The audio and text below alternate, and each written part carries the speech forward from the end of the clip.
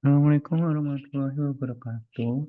Pada kesempatan kali ini saya akan mempresentasikan laporan kasus dengan judul Hiperemesis gravidarum hepatitis B pada G2P1 anual usia kehamilan 9 minggu.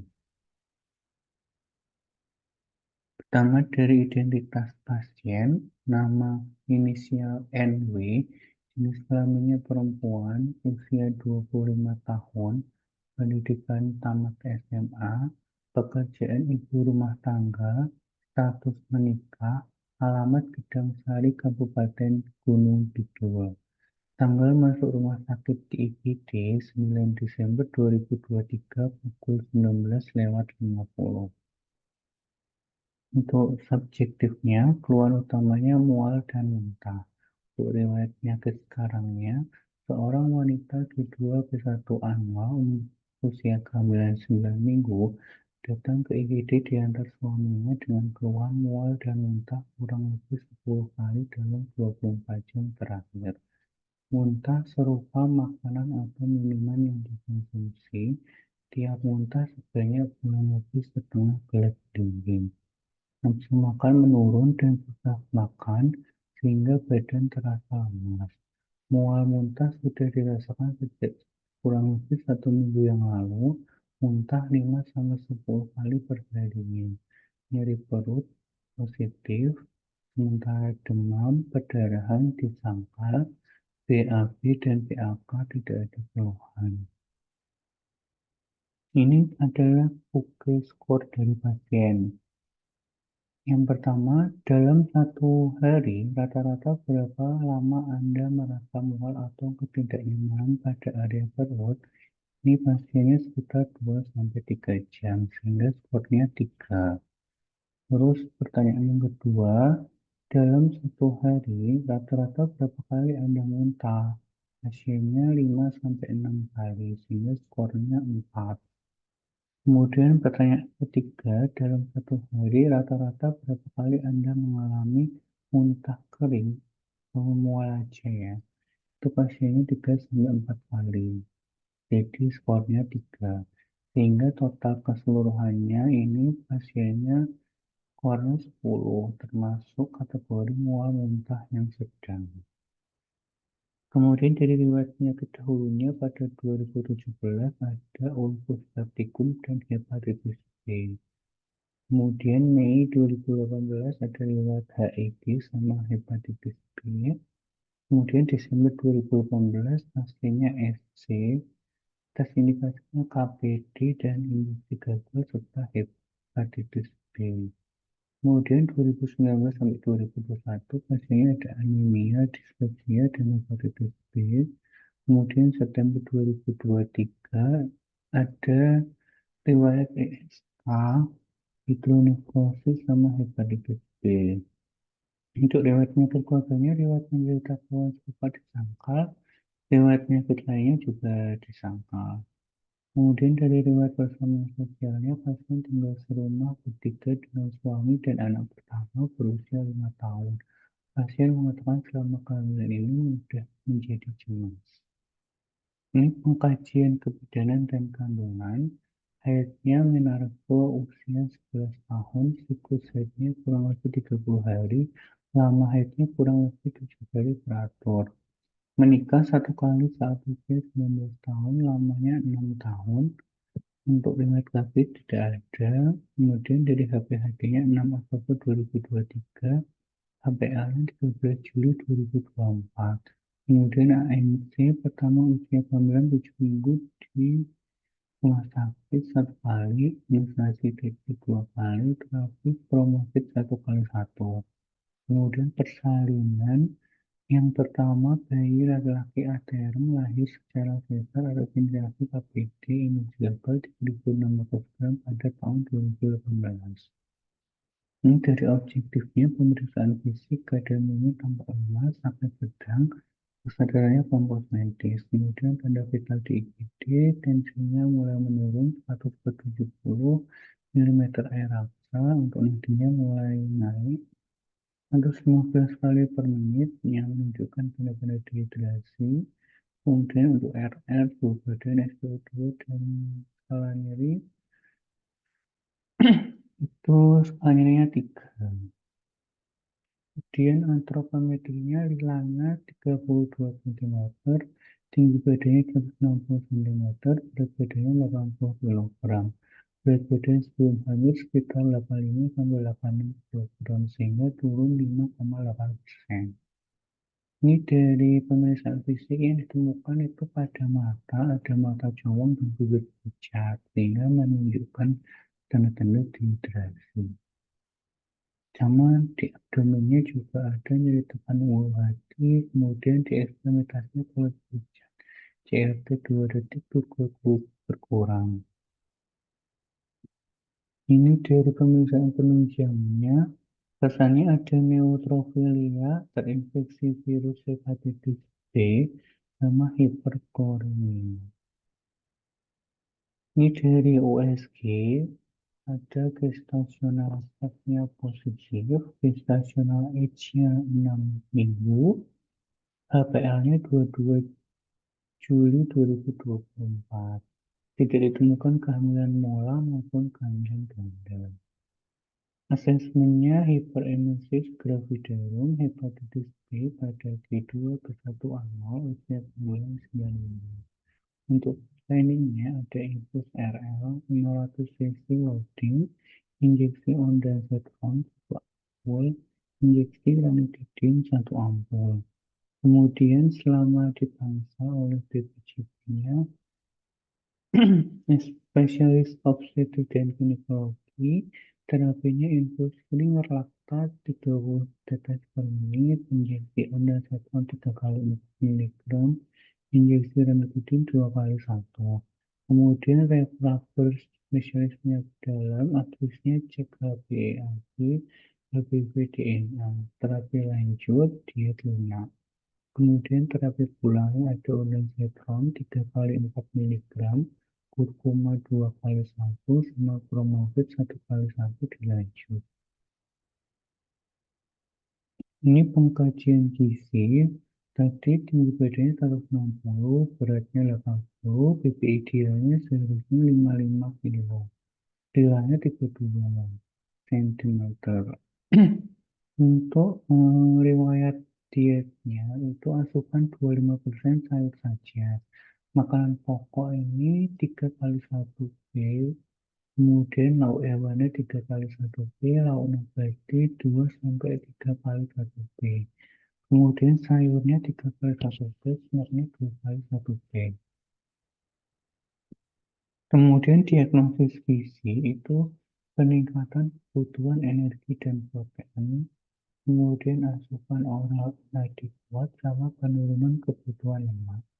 Kemudian ini dari gizi itu merupakan intervensi berupa diet tinggi kalori, tinggi protein, diet hati, sama diet lambung.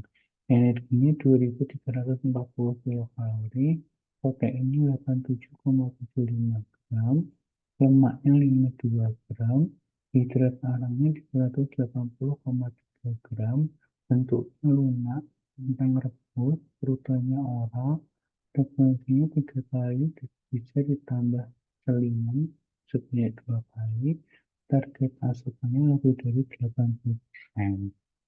Nah, ini follow up-nya. Dari pertama, pasiennya masih mual muntah 5 kali, masih lemas. Untuk TTP-nya sudah mulai stabil. Uh, Pemeriksaan fisik juga normal. Diagnosisnya masih sama, cuma beda hari aja. Planningnya infus RL 30 TPM, injeksi ondansetron 4 mg per 8 jam, injeksi ranitidin 1 ampul per 12 jam. Kemudian terapi dari spesialis penyakit dalam itu HbA1 dan HbV DNA-nya tidak bisa dirujuk di luar, artinya tidak relevan, sehingga tidak diri diperiksa. Kemudian terapinya tetap dilanjut meski di PJP. Ini follow up hari kedua, hasilnya mual, muntah 3 kali, BAB 3 kali pagi. PTP dan pemeriksaan fisiknya dengan berat normal. Untuk asesmennya hanya beda hari aja ya. Planningnya masih infus RL 30 TPM, injeksi onacitrum 4 mg per 8 jam, sama injeksi ranitidin tanpa ampul per 12 jam. Terapinya lanjut, terus diterima. Ini follow up hari ketiga, mual muntah 1 kali. Untuk penurunan fisiknya dalam batas normal, asesmennya cuma 3 hari, terapinya masih dilanjut. Ini follow up hari keempat mulai stabil ya, semuanya nggak ada keluhan. Terapinya boleh pulang, kemudian ondansetron 3 kali 4 mg banyak 15, Perwafid 1 kali 1 dilanjut, umat 2 kali 1 sebanyak 10. Selanjutnya kita masuk ke pembahasan. Jadi, apa yang dimaksud dengan hiperemesis gravidarum? Ini SKDI-nya 3B. Keadaan muntah yang berat atau berlebihan lebih dari 8 kali dalam 24 jam yang menimbulkan gejala dehidrasi, gangguan asam basa, dan gangguan elektrolit sehingga mengganggu aktivitas sehari-hari. Kemudian menurut Sarwono, ini adalah muntah yang terjadi pada awal kehamilan sampai umur kehamilan 20 minggu. Keluhan muntah kadang-kadang begitu bebas, di mana segala apa yang dimakan dan diminum dimuntahkan, sehingga dapat mempengaruhi keadaan umum dan mengganggu pekerjaan sehari-hari. Berat badan menurun, dehidrasi, dan terdapat aseton dalam urin. Kemudian bedanya apa sama emesis gravidarum? Kalau emesis gravidarum itu merupakan gejala yang wajar pada kehamilan trimester pertama tanpa dehidrasi dan gangguan hemodinamik. Biasanya pada pagi hari atau disebutnya morning sickness, tapi bisa juga malam hari.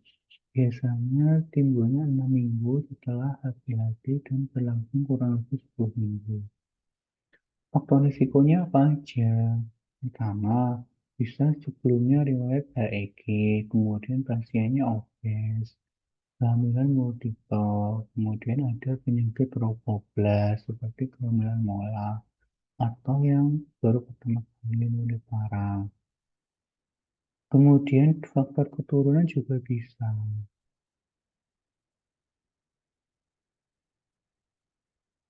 Kemudian etiologinya ini ada beberapa teori. Yang pertama endokrin itu HCG, progesteron, estrogen bisa menyebabkan mual dan muntah.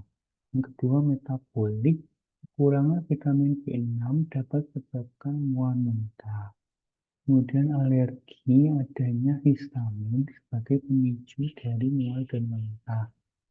Bisa jadi juga ibunya sangat sensitif terhadap sekresi korpus luteum. Kemudian ada infeksi H. pylori, kemudian psikosomatis, misalnya kondisi psikologis pasien, misalnya kehamilan nggak direncanain, kemudian perasaan berduka, ambivalen, ada konflik pribadi.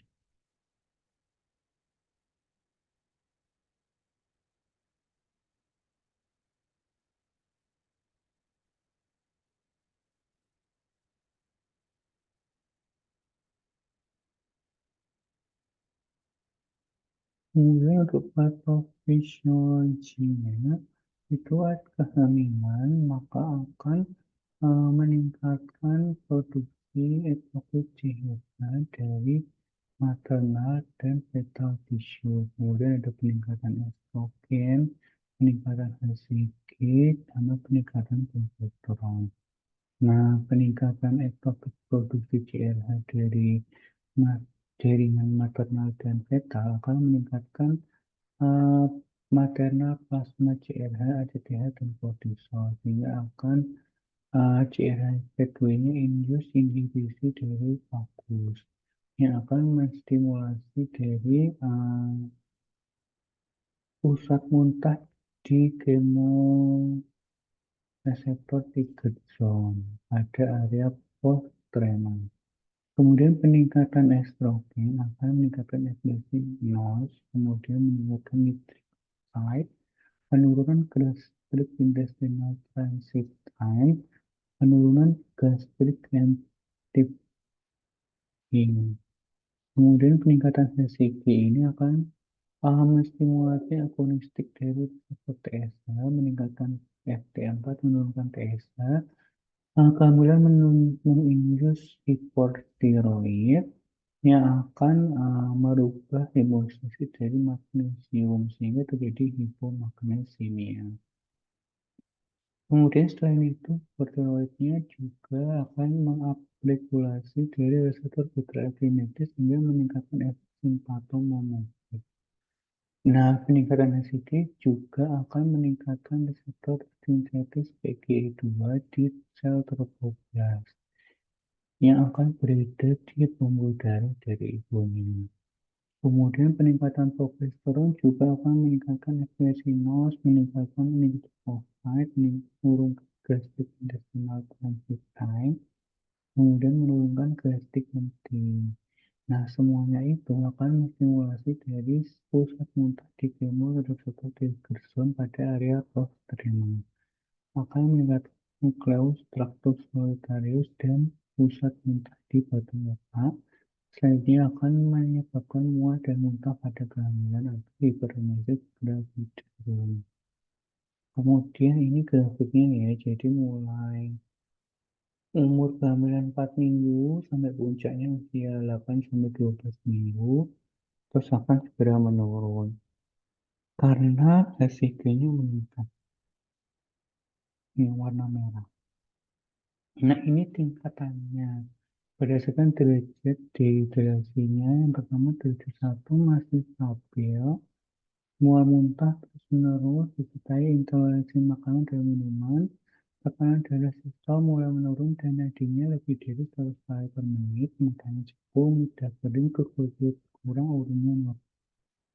Kemudian derajat 2 lebih parah lagi, ditemukan aseton dan bilirubin. Derajat 3 intinya sudah mulai penurunan kesadaran. Nah, ini diagnosis bandingnya bisa karena 6 hal ya. Yang pertama dari problem gastrointestinal itu ada gastroenteritis, gastroparesis, akalasia, penyakit saluran biliar, hepatitis, obstruksi intestinal, penyakit ulkus petricum, pankreatitis, pankreatitis. Kemudian dari saluran kemihnya bisa pielonefritis, uremia, torsi ovarium, batu ginjal, adenomioma. Terus dari metabolik bisa ke AD, diabetes ketoasidosis, porfiria, Addison disease, hipertiroid, hiperparatiroid. Kemudian dari neurologi itu bisa cerebral pseudotumor, ada lesi vestibuler, ada nyeri kepala migrain, bisa ada tumor di sistem saraf pusat, bisa juga ada limfositit hipofisitis. Kemudian kondisi lainnya bisa karena intoleransi atau toksisitas zat, bisa karena kondisi psikologis. Kemudian pada hamil bisa ada akut fatty liver sama preeklamsi. Nah, ini jadi algoritmanya dari mual dan muntah pada kehamilan. Maka akan di-assessment dengan PUKE score tadi, kemudian ditanya riwayatnya detail, kemudian di-assessment secara klinis, diobservasi, dinilai berat sama status depresinya, sama pertimbangkan apa penyebabnya. Kemudian diperiksa penunjangnya ini ya, ada darah, urinalysis, USG, tadi jika diperlukan. Kemudian exclude other causes, di-exclude penyebab lain. Diklasifikasikan termasuk yang ringan, sedang, berat.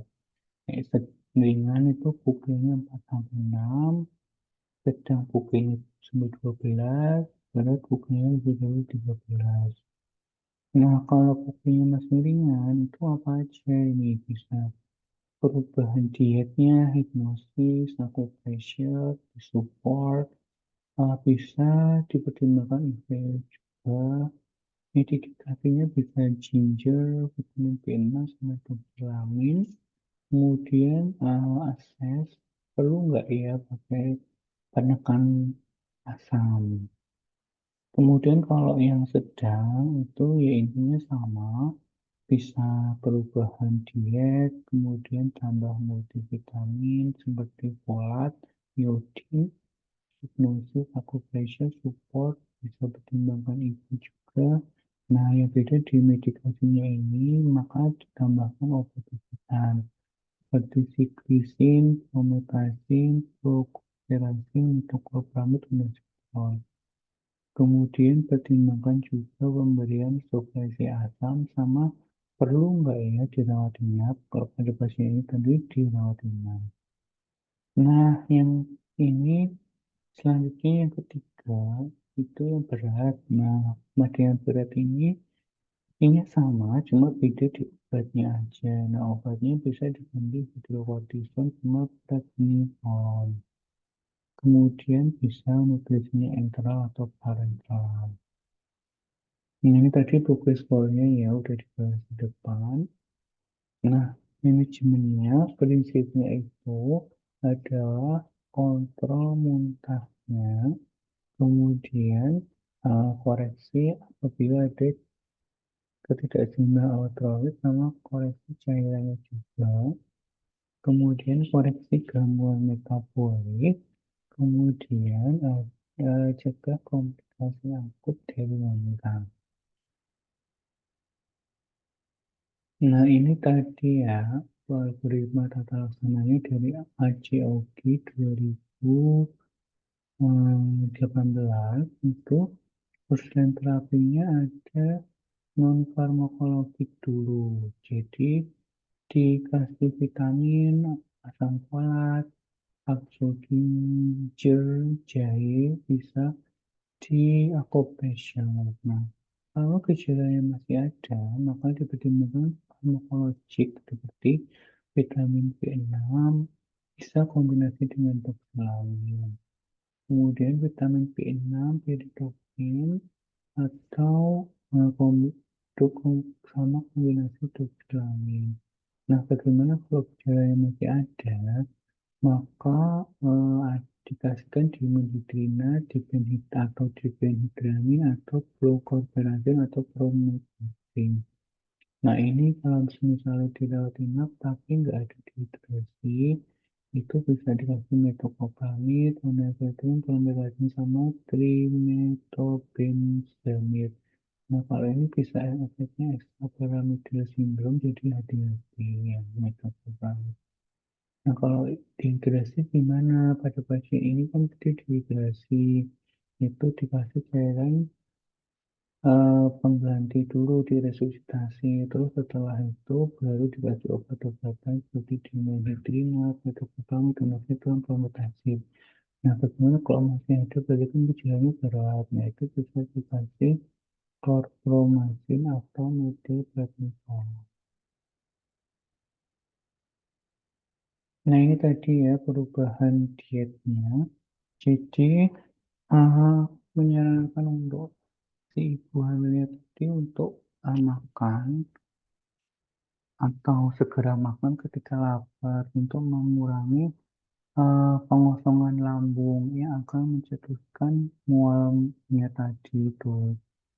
Nah, ini disarankan untuk makan tetapi dalam porsi yang kecil, lebih sering, tinggi karbohidrat dan rendah lemak. Kemudian ini dikurangi juga untuk makan yang pedas, berlemak, garam juga. Nah, untuk cairannya lebih baik yang ditoleransi. Kemudian diminumnya juga sedikit-sedikit di antara makan. Kemudian bisa juga ada makan cracker yang kering itu Kemudian bisa juga pakai teh herbal, kemudian bisa ada peppermint atau ginger. Nah, jahe itu bisa untuk mencegah mual muntah pada kehamilan juga. Kemudian ada vitamin dari kehamilan, ini juga bisa menyetop mual muntahnya itu.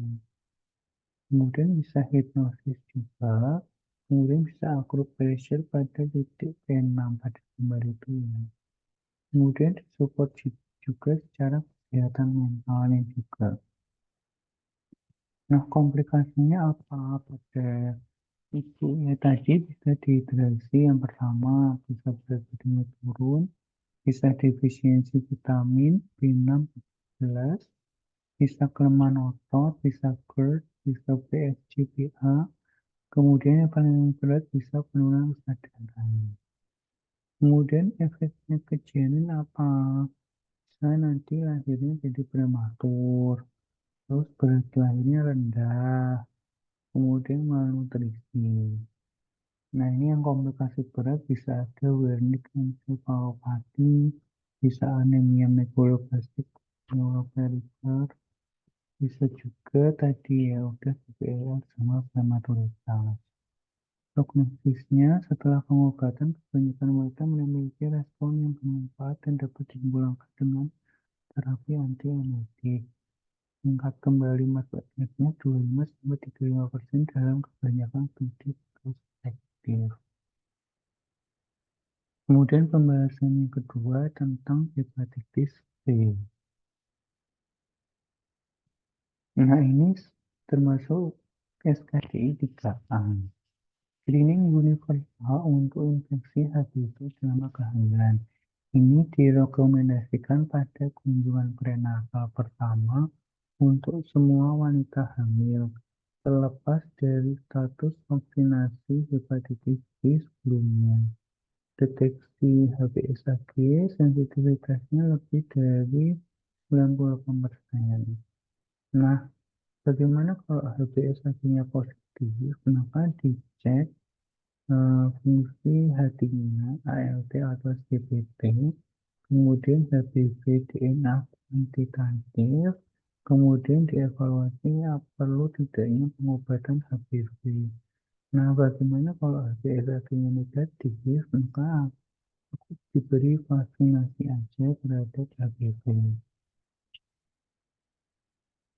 Nah, ini resiko penularan HPV perinatal. Ada tiga faktor yang mempengaruhi. Yang pertama, ada DNA HPV ibu, status antigen HPE-AB, dan penggunaan imunoprofilaktik hepatitis B untuk bayi. Makin besar HPV DNA-nya, maka akan semakin menularkan resiko penularan bayi. Nah, ini manajemen wanita dengan HPV kronis pada kehamilan. Terapi antivirus untuk mengobati HPV pada wanita hamil dapat memiliki dua manfaat. Yang pertama, mencegah penularan HPV perinatal. Yang kedua, mengobati HPV kronis pada ibu. Nah, ini HPS-nya positif. Jika sirosis, maka langsung dimulai terapi hepatitis B, yaitu tenofovir DF. Kemudian kalau nggak ada tanda-tanda sirosis, maka dilihat HPV DNA sama ALT atau SGPT-nya. Kalau misalnya HPV DNA-nya lebih dari 2000 dan ALT-nya lebih dari 25, maka bisa dipertimbangkan dan maka bisa dipertimbangkan dimulai tenofovir-nya.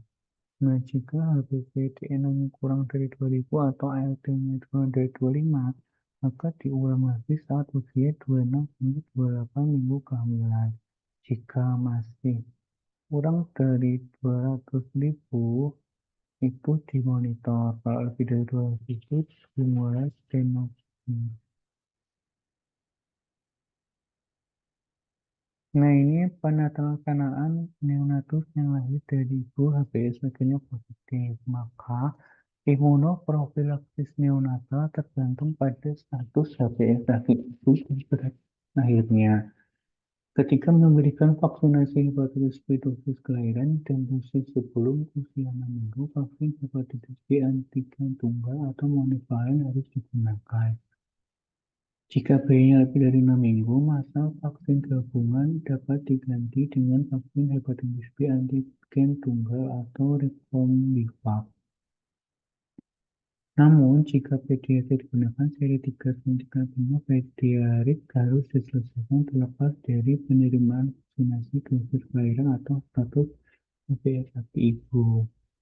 Nah, bayi yang lahir dari ibu HBsAg positif itu hmm, harus dapat vaksin hepatitis B dan satu dosis HBIG.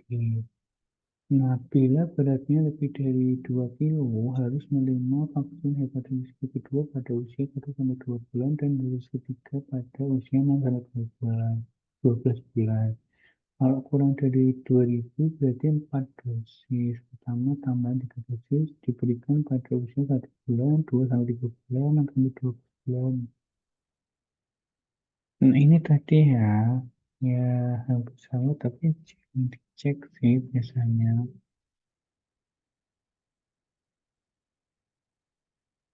Nah, kesimpulannya, diagnosis berdasarkan anamnesis, termasuk OP-nya juga, pemeriksaan fisik, dan pemeriksaan penunjang.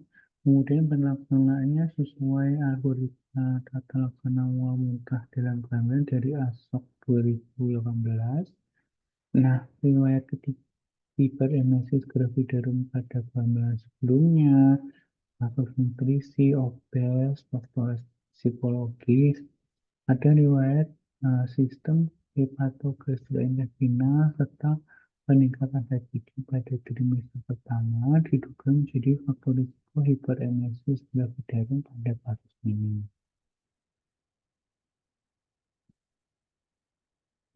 Kemudian semua wanita hamil harus menjalani screening serologis untuk infeksi hepatitis B pada ASC pertama, terlepas dari status vaksinasi hepatitis B sebelumnya.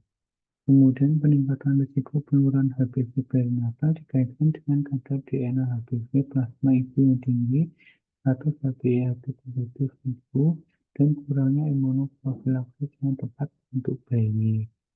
Yang keenam, semua bayi baru lahir dari wanita HbA1-nya positif harus menerima dosis IM vaksin hepatitis B antigen tunggal dan satu dosis HPV IM 0,5 ml dan keduanya dalam waktu 12 jam setelah kelahiran, terlepas dari berat badan terapi antivirus ibu. Nah, ini untuk dengan pustakanya. Ya, sekian dari saya, kurang lebihnya mohon maaf. Wassalamualaikum warahmatullahi wabarakatuh.